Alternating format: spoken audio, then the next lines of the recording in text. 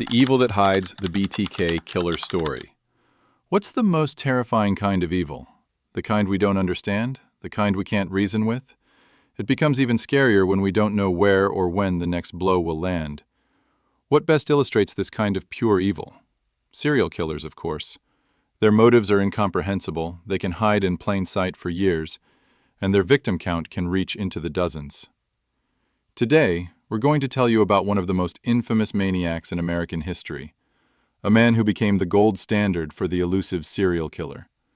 He murdered 10 people and managed to hide for 30 years. And for all that time, he was never once a suspect. Chapter 1. January 1974, Wichita, Kansas.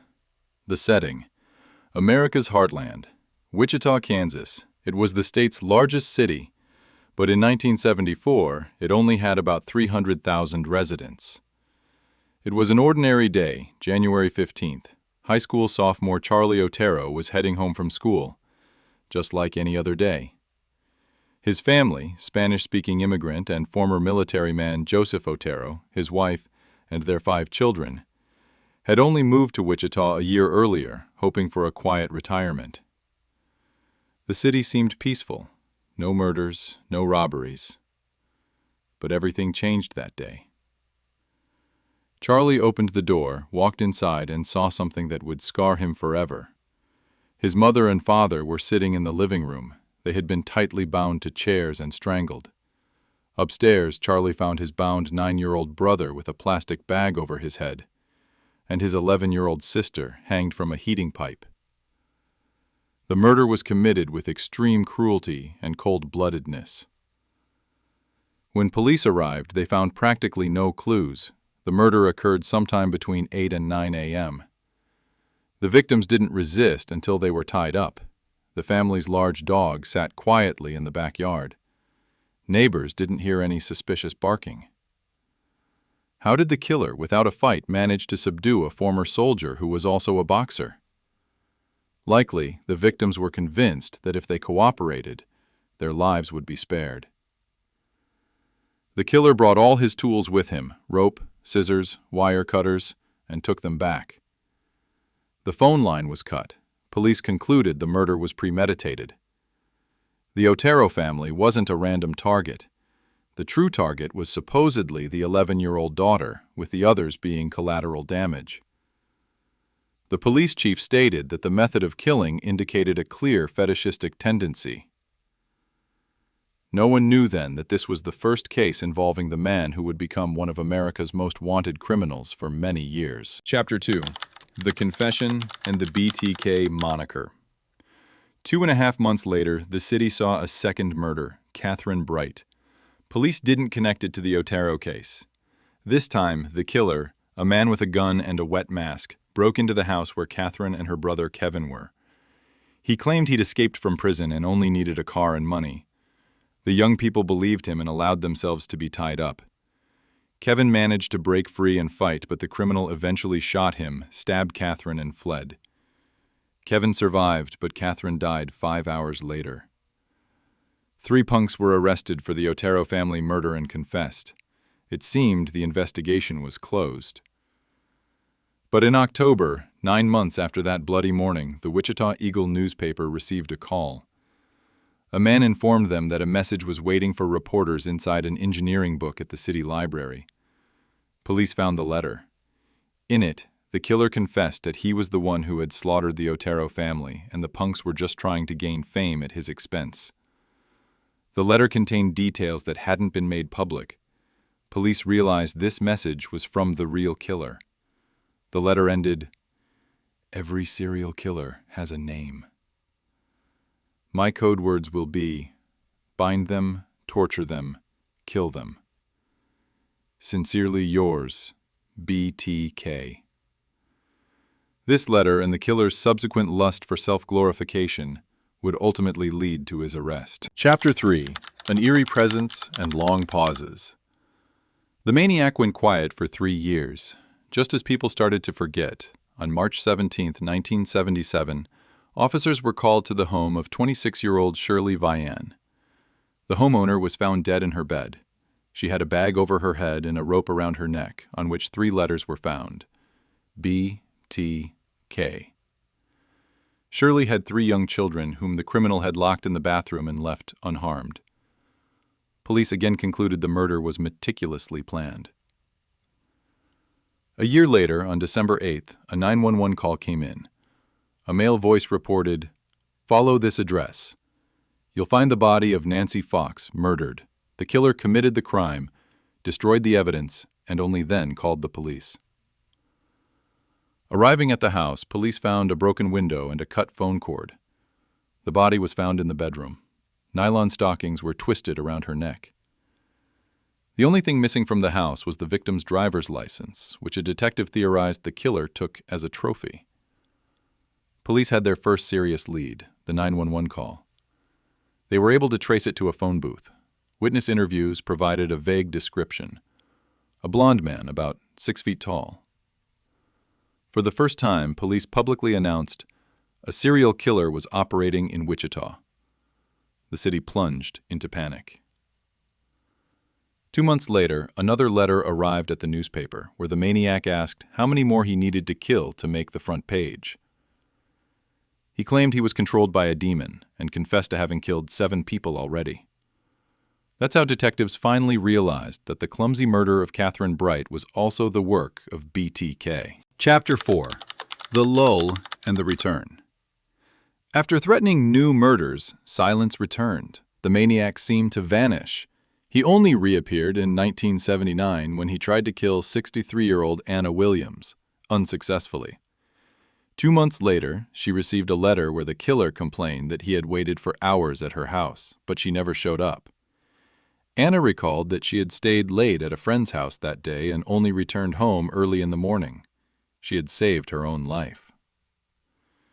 In 1984, 7 years after the last murder, a special investigation team, the Ghostbusters, was established in Kansas. For the first time, they brought in a computer analyst. One thing was clear: the killer was most likely a local resident. A new body appeared on May 5, 1985. The victim was Maureen Hedge, 53. She wasn't found at home but buried in the woods. There were no letters or calls. The same happened with the next murder, in September 1986. Vicki Wegerle was found strangled. Police didn't link it to the maniac and instead focused heavily on the victim's husband, who became the main suspect for many years. BTK was silent. Just when almost everyone thought this nightmare was over, BTK wrote another letter. It happened in 1987. The letter arrived when a new high-profile murder, a father and 2 daughters, occurred in Wichita. In it, BTK stated that he hadn't committed the murder, though he admired his imitator's work. Police authenticated the letter. The maniac was indeed innocent of that crime. After that, he disappeared again. The last suspicious death occurred in 1991 when the body of 62-year-old Dolores Davis was found under a bridge.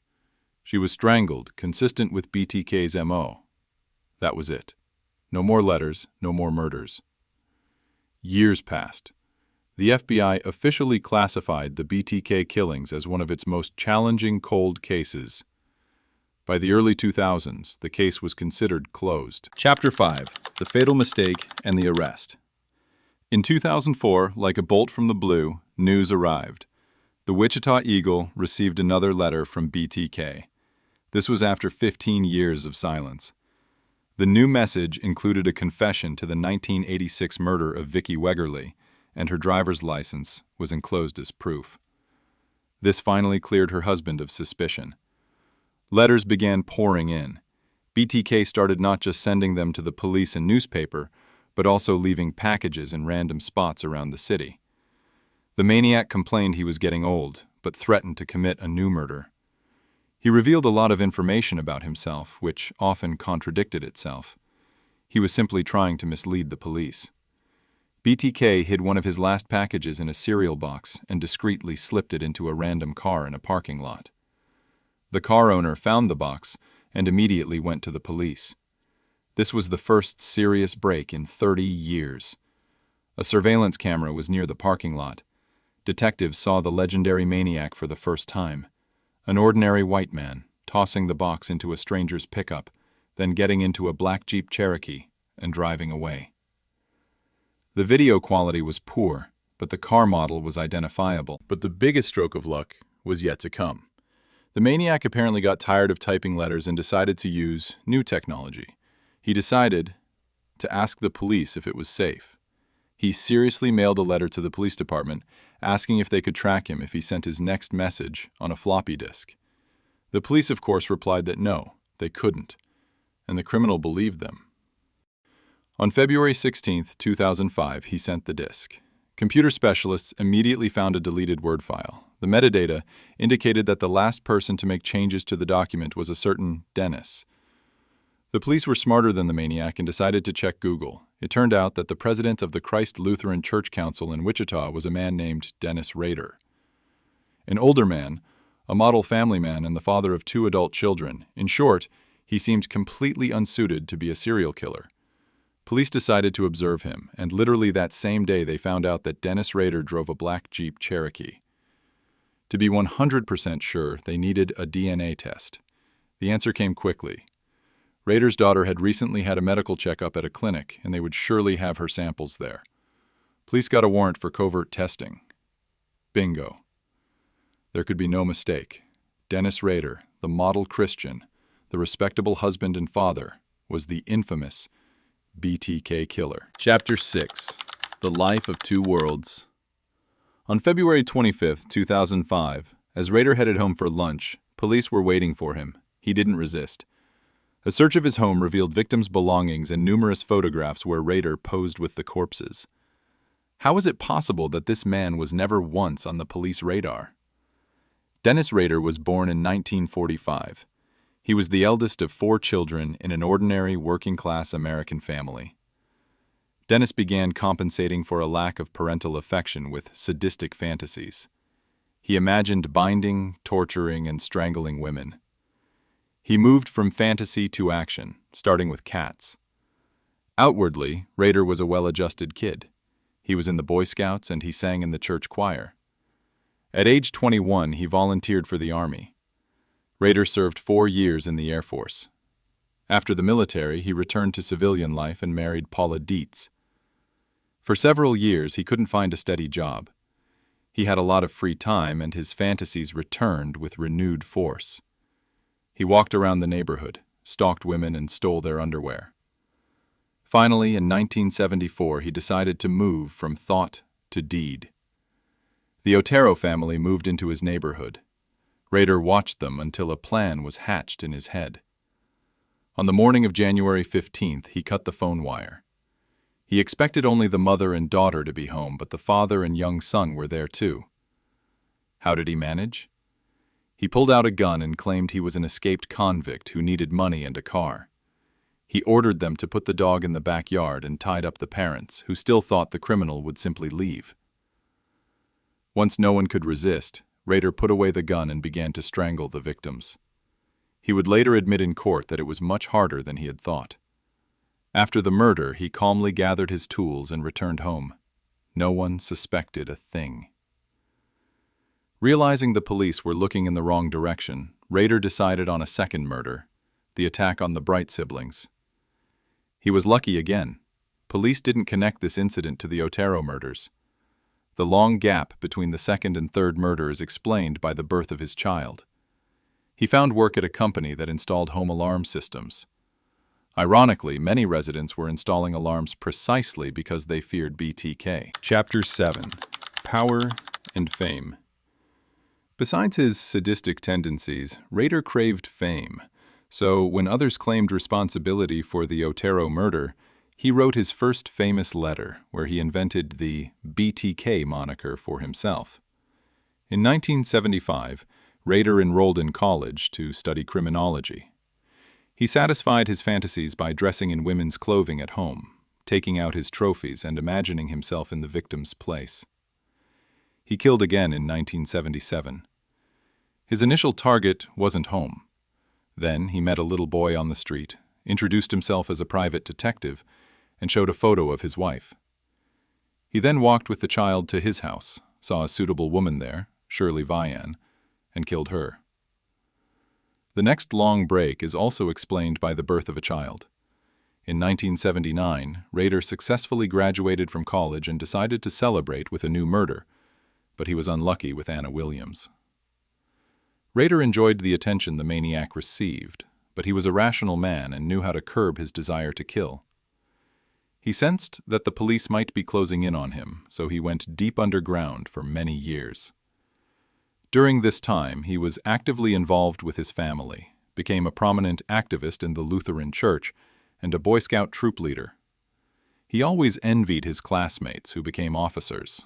In the 80s, he even volunteered for search operations, a known trait of many maniacs where they try to track down themselves. In 1985, he lived on the same street as 53-year-old Maureen Hedge. He killed her, using a Boy Scout trip as an alibi. He broke a window, climbed inside, and waited. When Maureen went to sleep, Rader rushed out and strangled the woman right in her bed. He put the body in his car, drove it to his church, took a few photos of the corpse, and then buried it in a grave on the city's outskirts. Rader killed 28-year-old Vicky Wegerle by pretending to be a phone repairman. Vicky let the killer into the house, and 20 minutes later, she was dead. He took one photo, stole her license, and stole her car. He later abandoned the car just 2 houses away from the murder scene. The 90s saw the longest lull in the string of murders. This might be because Rader gained power in real life. He became a compliance officer for the city's animal control department, a classic petty bureaucrat with a gatekeeper complex. He filed 1 million complaints against neighbors for any, even the most minor violations. The news that a local lawyer was writing a book about him forced Rader to re-emerge as BTK. Rader didn't want the writer to get anything wrong, so he decided to step out of the shadows to ensure the book was as accurate as possible. Well, you know the rest. The number of letters increased, Rader became less and less cautious, and he was eventually arrested. Chapter 8: The Trial and the Legacy. At the police station, Rader initially refused to plead guilty, but when detectives pretended to admire his amazing talent, he started revealing everything he knew. He believed that, in the police, he had finally found grateful listeners who would appreciate his mastery. At the trial, Rader fully confessed and spent half an hour detailing how and whom he had killed, live to a multi-million audience. He referred to the murders as projects. He didn't face the death penalty because it was only reinstated in Kansas in 1994. As soon as his wife learned what kind of monster she had been living with all those years, she immediately filed for divorce, sold the house, and left the state.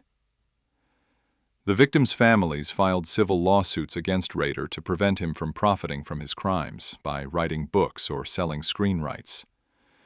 Their lawsuits deprived the killer of funding. On August 18, 2005, Dennis Rader was sentenced to the maximum possible term, 10 consecutive life sentences, with eligibility for parole in 175 years.